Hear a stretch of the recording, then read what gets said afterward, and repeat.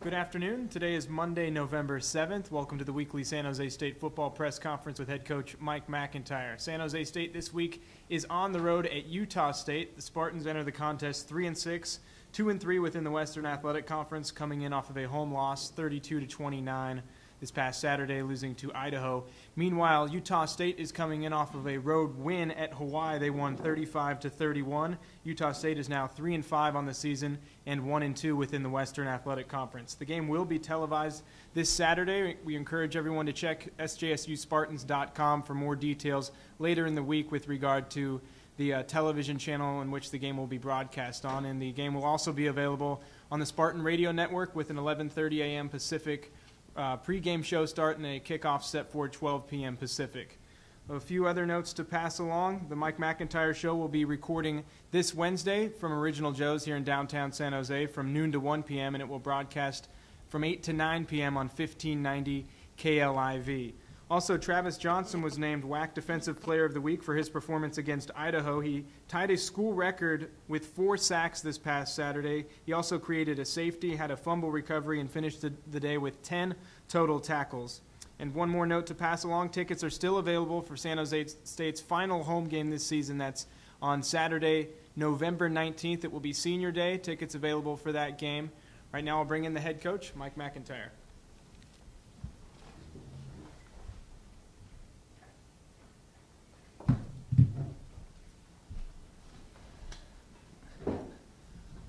Thank you very much. Coming off the Idaho game, a very disappointing loss for our football team, a game that we felt like we controlled, I'd say about 95% of the time, and then it kind of slipped away on us, and it was a tough loss. Our young men took it tough, but they bounced back yesterday evening when we had practice and are excited about going to Utah State and playing. We're going to go to Utah State. They'll be starting a new quarterback against us, Adam Kennedy, who brought them back from behind in the Hawaii game. And Utah State kind of beat Hawaii, kind of like Idaho beat us. It was some spectacular plays that Utah State made at the end of the game to beat Hawaii. They have a great running back in Robert Turbin, the best running back in our league. Excellent player, big, strong, athletic, fast. They're number 6 in the country in rushing. They've got a good offensive football team. Defensively, they're making a lot of plays, and they're number 1 rush statistically yardage in our league on defense. So it's going to be a very tough test for us in Logan, and our kids are excited about going there to play. I'll take any questions at this time.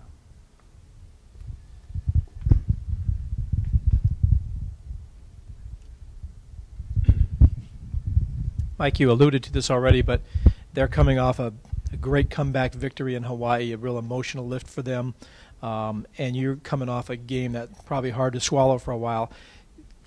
By Saturday, do the emotions of that sort of even out, or do you worry that they're going to be a team that's just sky high and you're still going to have to overcome what you went through? I sure hope not. You know, you always know emotions play a big role in football.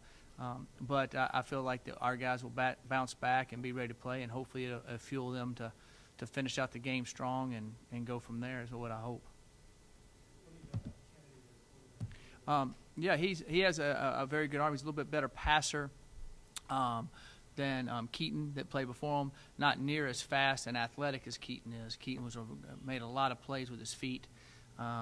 This young man made some good plays with his arm the other day. He can run, though. He's not – but not like Keaton can. So we'll have to be a little bit more prepared for their passing attack, I would think, more of their vertical passing game that they'll try to stretch, which they hit some big plays on against Hawaii.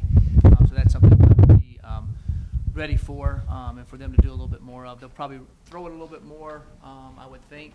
Not a ton more because they're gonna hand the ball to Turbin and Williams and let them do some damage because that's what they've done all year and they've done well at it.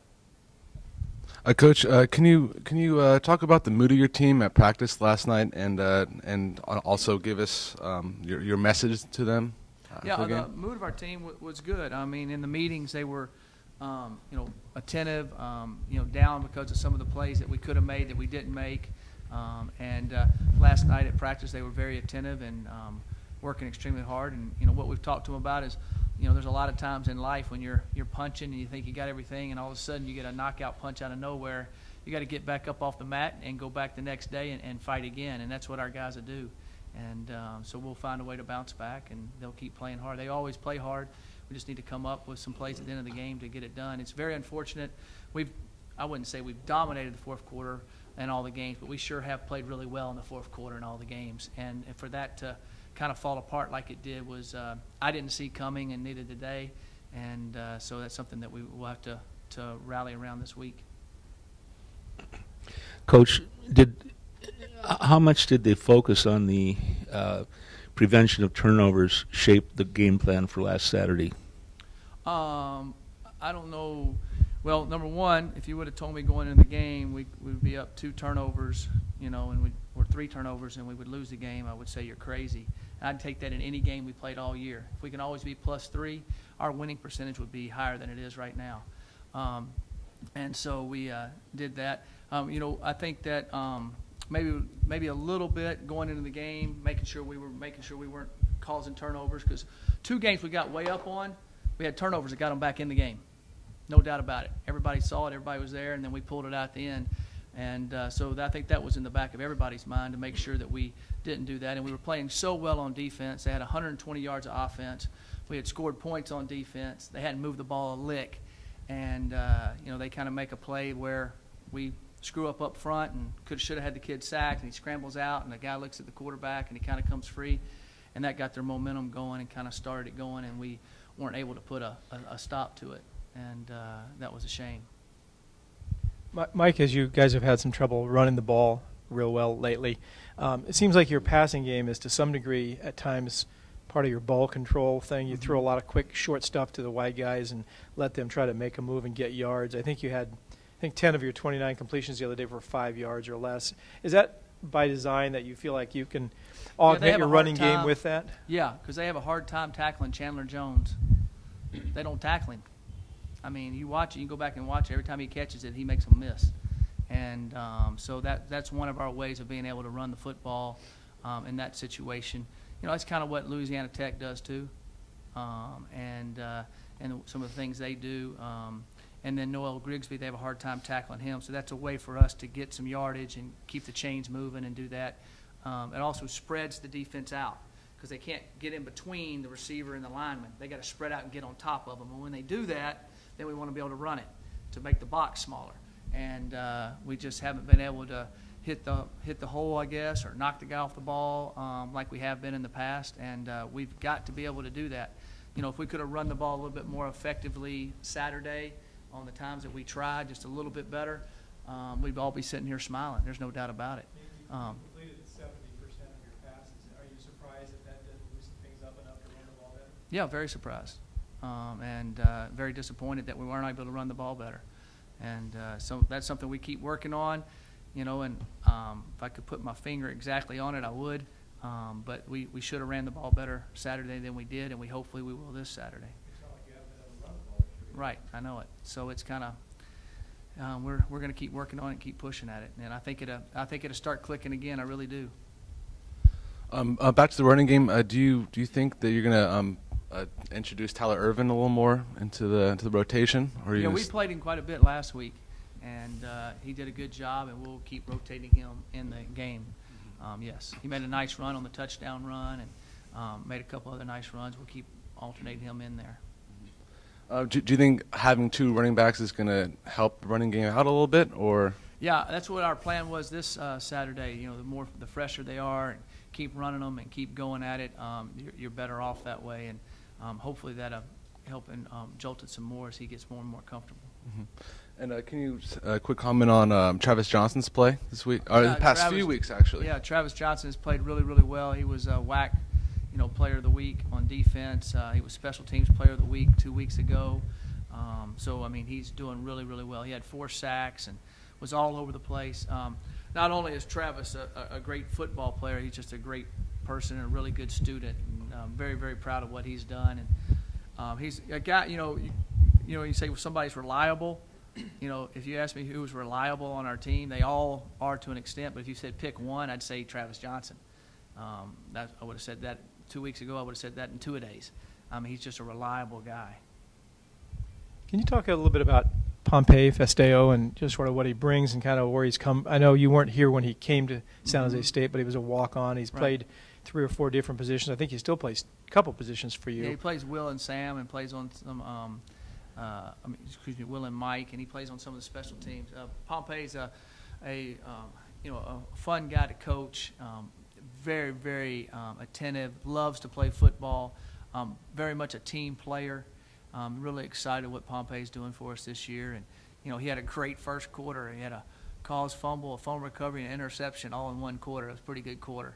And got us off to a really good start. And, it's a shame it didn't come out on the way it should have at the end. But I've really been proud of Pompey, and he's been able to fill in and help us in a lot of roles. He's one of several guys you have who are doing their postgraduate work already. He's already graduated. I think he's the first member of his family to do so. What's that say about just coming here as a walk-on and accomplishing what he's done here? Well, it says a lot for his character and his work ethic and his perseverance, where we know all of those things pay higher dividends in the real world, really, than your accolades and your intelligence, so to speak. It's all of your effort and your perseverance and your character, and he has all of that, and he's done really well. And he's a great leader for the young men on our team to show the walk-ons and the other guys that sometimes are, why am I not playing, or why am I not, that he just kept pushing along. And, not every day has been a great day for him here. And I'm pretty sure last year when he broke his foot, he thought his career was over, and they were able to peel it and get it. And I think he now cherishes every play and every moment. And when you start feeling that way as a player, I think you also play better. And he's played well for us. Coach, back to the passing game, do you expect to continue sort of methodical play with short passes, or do you plan to air it out a little bit more this week? Well, it depends on what we're going to for that game. Like I said, every game is its own game within itself, and we're throwing the ball well. We've had a lot of big plays in the passing game. You can't throw the ball downfield every snap, and you can't throw the ball short every snap. So you've got to mix it up and have a game plan going in there. So we'll work with it and see what the defense gives us, and then we'll take advantage of different things to create plays for us, and that's our plan. Physically, you guys okay? Or are there anybody you're concerned about for this week? I'll know tomorrow, but I think physically we're pretty much okay. Mm-hmm. Didn't have any, unless something springs up, which you never know. With one of the things of today is our concussions. I think everything's fine, but I've showed up on Tuesday before, and a guy still having a ringing head from Sunday. Do you have anybody who felt that way yesterday? No, we not anybody that we were sure of right now at all. So what are you hearing about the weather report for Saturday there? I don't know. I'm not going to look at it. I'll walk out there at 1 o'clock Saturday and kick it off. Whatever it's doing, it's doing. So I think sometimes you can worry about that more than it's worth,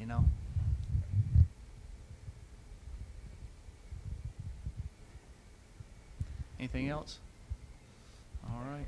Thank you very much. I appreciate it.